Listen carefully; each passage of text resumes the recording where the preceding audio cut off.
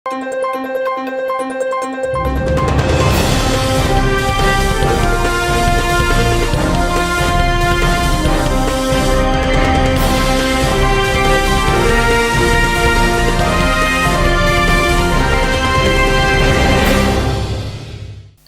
శివాబీ news కు స్వాగతం. నా పేరు శైలజ.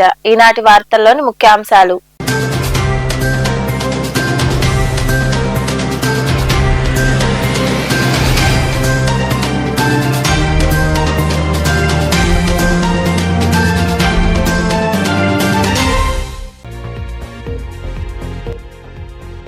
ప్రేమ జంట ఆత్మహత్య. రాపూరు చిట్వేల్ మార్గంలోని అటవీ ప్రాంతంలో ఉరివేసుకుని ఆత్మహత్య చేసుకున్న ప్రసన్న, సావిత్రి. కేసు నమోదు చేసి దర్యాప్తు చేస్తున్న పోలీసులు.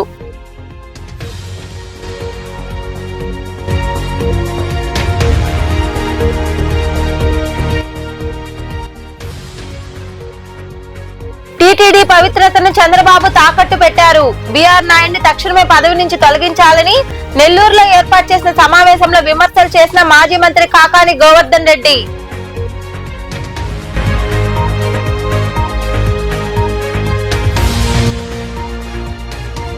ఘనంగా హోలీ వేడుకలు. వెంకటాచలంలోని రాధే రాధే కృష్ణ మందిరంలో ఏర్పాటు చేసిన వేడుకల్లో రాధాకృష్ణుల వేషధారణతో అలరించిన చిన్నారులు.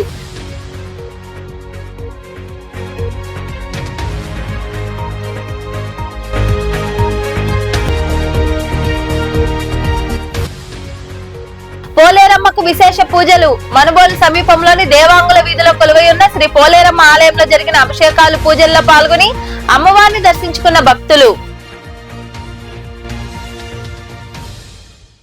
ఆమెకు వివాహమై 2 పిల్లలు. అతడు అవివాహితుడు. వారిద్దరి ప్రాంతాలు వేరైనా సామాజిక మాధ్యమాల ద్వారా జరిగిన పరిచయం ఇద్దరి మధ్య ప్రేమకు దారితీసింది. తమ పెళ్లికి పెద్దలు అంగీకరించారని భావించి ప్రేమికులిద్దరూ ఆత్మహత్యకు పాల్పడ్డారు. ఈ సంఘటన రాపూరు మండలం చిట్వేలు ఘాట్ రోడ్ లోని అటవీ ప్రాంతంలో చోటు చేసుకుంది. ముత్తుకూరు మండలం ఈపూరు మిట్టపాలానికి చెందిన ప్రసన్న అనే యువకుడు వరికోత యంత్రం ఆపరేటర్ గా పనిచేస్తున్నాడు. తిరుపతి జిల్లా చిట్టమూరు మండలం చింతలతోపుకు చెందిన సావిత్రి అనే వివాహితతో సామాజిక మాధ్యమాల ద్వారా పరిచయమైంది. అది కాస్త ప్రేమగా మారి పెళ్లి చేసుకోవాలని నిర్ణయించుకున్నారు.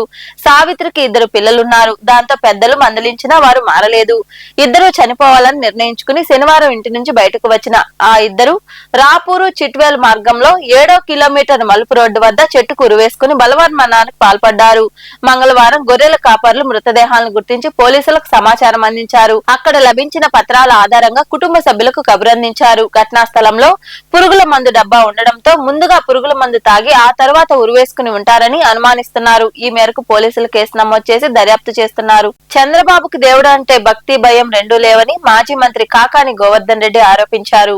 నెల్లూరులోని వైకాపా కార్యాలయంలో ఆయన మీడియాతో మాట్లాడారు. తిరుమల ఆలయ ప్రతిష్టను దిగజార్చిన బీఆర్ నాయుడిని తక్షణమే పదవి నుండి తొలగించాలని డిమాండ్ చేశారు. నెయ్యి కొనుగోలులో హెరిటేజ్ బినామీల దోపిడీకి పాల్పడిందని, 658 రూపాయలకు అడ్డగోలుగా చంద్రబాబు కట్టబెట్టారని కాకాని విమర్శలు చేశారు.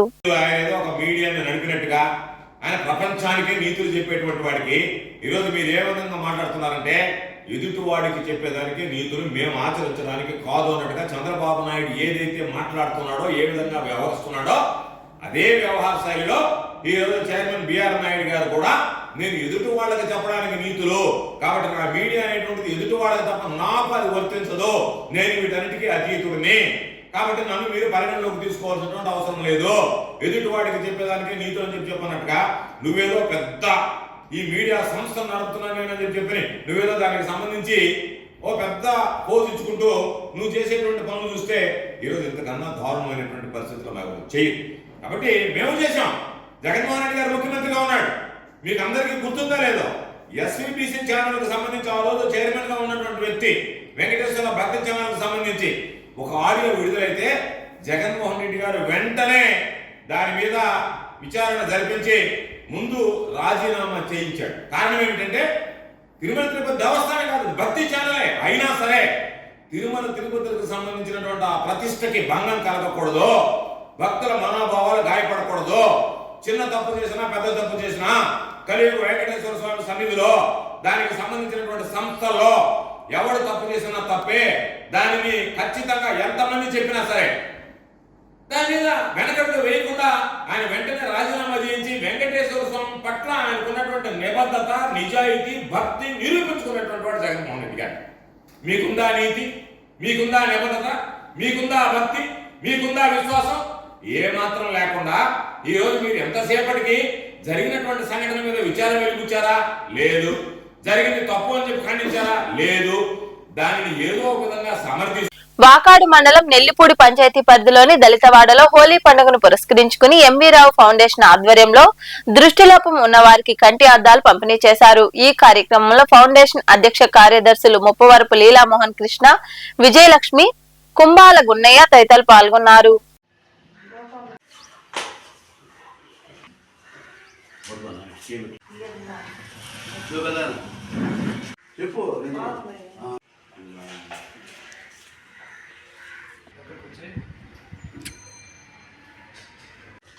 ఈ వీడియో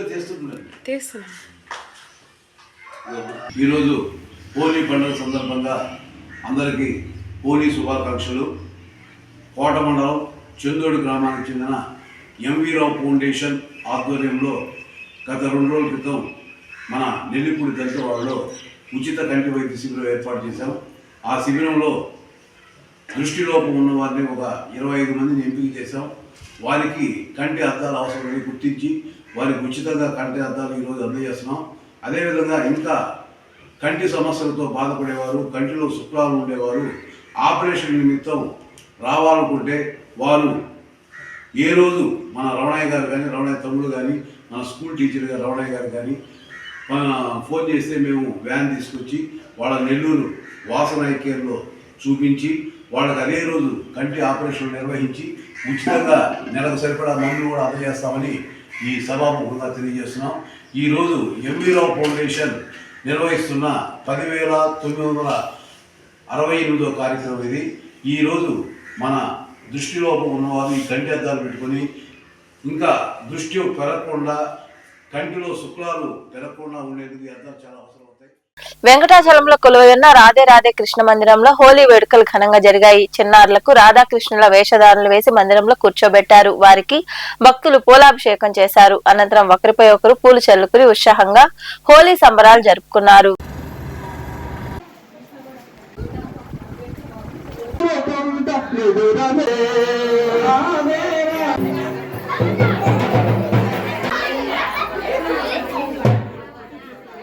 మనం చేసుకుంటున్నాము. మధ్యాహ్నం 12 గంటలకు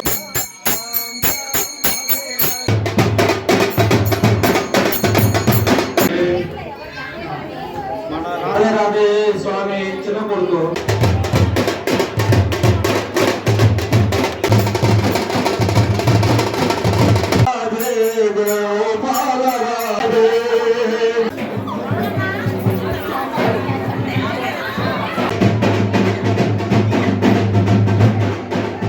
గూడూరు పట్టణంలోని చర్చి వీధిలో ఉన్న సెయింట్ పౌలు పేతురు లూథరన్ సంఘంలో మండల కాలశిలువ ధ్యానములు ఘనంగా జరుగుతున్నాయి. ఈ క్రమంలో భాగంగా మంగళవారం రాత్రి దేవునిపై నమ్మకం అనే అంశంపై ధ్యానించారు. సంఘం కాపరి ఎం ప్రవీణ్ రా దేవునిపై నమ్మకం అనే అంశంపై విశదీకరించారు. క్రైస్తవులు ఇరువుగా పాల్గొని ప్రత్యేక ప్రార్థనలు చేశారు. ఈ కార్యక్రమంలో ఎల్సీసీ మరియు పీసీసీ సభ్యులు పాల్గొన్నారు. దేవుని పరిశుద్ధ నామానికి మరొకసారి స్తోత్రం చెల్లించుకుంటూ మరి యొక్క శ్రమల కాలపు ప్రార్థనని మనము ప్రారంభించుకుందాము. తండ్రి యొక్కయు కుమారుని యొక్కయు పరిశుద్ధాత్మ యొక్కయు త్రియక దేవ నామంలో శ్రమల కాలపు ప్రార్థనని ప్రారంభించు. కీర్తన పాడుకున్నా 196వ కీర్తన పాడుకున్నాం. తన జీవిత కాలంలో ఎలాగ ఎస్తేరు ఫాతిమాగా మారిందంటే అద్భుతమైన సాక్ష్యము. తన జీవిత పర్యంతము అనేక దేశాల్లో పర్యటించి దేవుని యొక్క సువార్తని వెదజల్లగలిగింది. నీవు నమ్మావా దేవుని వాగ్దానాన్ని?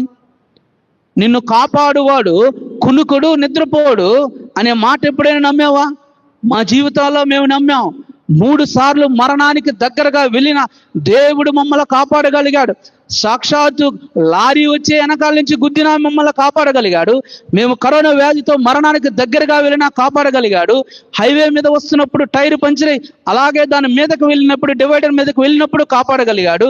నీవు నమ్మావా దేవుణ్ణి? ఎప్పుడైనా నీవు నిజముగా దేవుని వాగ్దానాన్ని నమ్మగలిగావా? ఈ యొక్క మందిరంలో దేవుని యొక్క సాక్షాత్తు ప్రసన్నత ఉన్నదని నమ్మగలిగావా? లేదా ఈ మందిరాన్ని వదిలి ఇంకొక మందిరానికి వెళ్తావు. ఎక్కడికి వెళ్ళినా నీకు దేవుని యొక్క వాక్యం అర్థం కాదు. కాబట్టి నీవు మనిషిని నమ్మినంత కాలము, అతను చెప్పే మాటలు నమ్మినంత కాలము నీవు విశ్వసించేది దేవుణ్ణా లేకపోతే దేవుని మాటను ప్రకటించే వ్యక్తినా? నేను కావచ్చు, ఇంకొక వ్యక్తి కావచ్చు, దేవుని యొక్క రాయబారణమే తప్ప దేవుని మాట స్వచ్ఛమైనటువంటి మాట. నీవు నిలబడిన చోటే, నువ్వు కూర్చున్న చోటే నీవు నమ్మగలిగితే. మనుబోలు కోదండరామపురం ప్రాంతంలోని దేవాంగుల వీధిలో వెలసి ఉన్న శ్రీ పోలేరమ్మ ఆలయంలో చంద్రగ్రహణం అనంతరం ఆలయాన్ని శుద్ధి చేశారు. ఈ సందర్భంగా అమ్మవారికి పంచామృతాలతో అభిషేకాలు, దేవి ఖడ్గమాలార్చన, కుంకుమార్చన వంటి పూజా కార్యక్రమాలు ఘనంగా జరిగాయి. భక్తులు ఇరువుగా పాల్గొని అమ్మవారిని దర్శించుకుని తీర్థ ప్రసాదాలు స్వీకరించారు. ఉభయదాతలుగా యారాసి రవికుమార్, శివలక్ష్మి దంపతులు వ్యవహరించారు.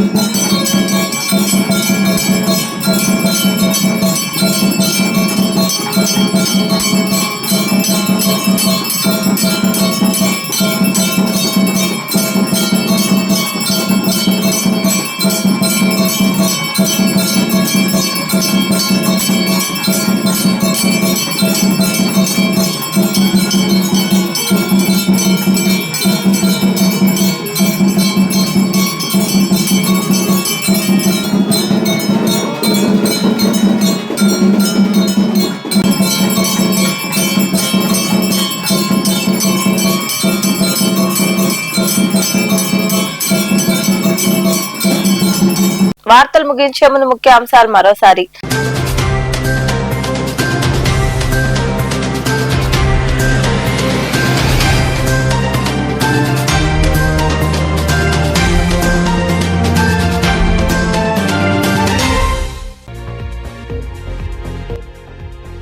ప్రేమ జంట ఆత్మహత్య.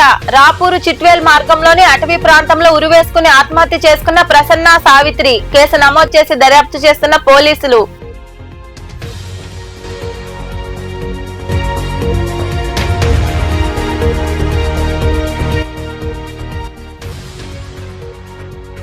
టీటీడీ పవిత్రతను చంద్రబాబు తాకట్టు పెట్టారు. బీఆర్ నాయుడిని తక్షణమే పదవి నుంచి తొలగించాలని నెల్లూరులో ఏర్పాటు చేసిన సమావేశంలో విమర్శలు చేసిన మాజీ మంత్రి కాకాని గోవర్ధన్ రెడ్డి.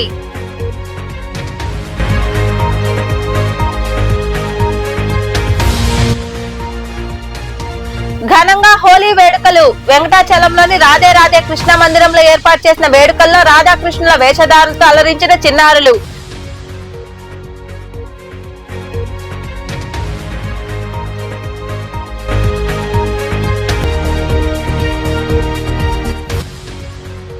పోలేరమ్మకు విశేష పూజలు. మనుబోలు సమీపంలోని దేవాంగుల వీధిలో కొలువై ఉన్న శ్రీ పోలేరమ్మ ఆలయంలో జరిగిన అభిషేకాలు, పూజల్లో పాల్గొని అమ్మవారిని దర్శించుకున్న భక్తులు.